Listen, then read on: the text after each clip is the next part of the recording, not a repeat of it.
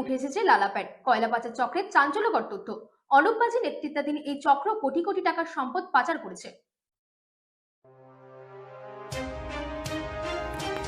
Enforcement ডিরেক্টরের তদন্তে উঠে এসেছে যে অনুপ মাঝি ওরফে লালা নেতৃত্বে একটি বেআইনি কয়লা পাচারের চক্র সক্রিয় ছিল। এই চক্রে ব্যবহার করা হতো লালাপ্যাড, যেখানে চালানের সাথে পিন করা থাকতো 10 বা 20 টাকার নোটের নম্বরই কোডের কাজ করত। এই পদ্ধতিতে ট্রাক চালকের হাতে থাকা কয়লার চালান আটকা পড়তো না। ইডির দাবি অনুযায়ী এই চক্রের মাধ্যমে কোটি কোটি টাকার সম্পদ পাচার করা হতো। ইতিমধ্যেই দুজন কয়লা মাফিয়া গ্রেপ্তার হয়েছে। তাদের জেরায় উঠে এসেছে অনুপ মাঝি এই চক্রের মূল সংগঠক। সম্প্রতি ইডি 100 কোটি 44 লাখ টাকার সম্পত্তি বাজেয়াপ্ত করেছে, যা মিলিয়ে মোট বাজেয়াপ্ত সম্পত্তির পরিমাণ দাঁড়িয়েছে 322 কোটি 71 লাখ টাকায়। চক্রটি শুধু কয়লা পাচারেই সীমাবদ্ধ ছিল না, বরং বিপুল অর্থ হাওয়ালার মাধ্যমে স্থানান্তর করা হতো। এই ক্ষেত্রেও 10 টাকার নোটের নম্বরই ব্যবহার করা হতো এবং সেই কোড দেখে হাওয়ালা চক্র টাকা নির্দিষ্ট ঠিকানায় পাঠাতো। কোনো প্রমাণ রাখা হতো না।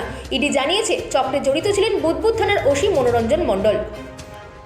ব্যুরো রিপোর্ট, রাতি নিউজ নেটওয়ার্ক।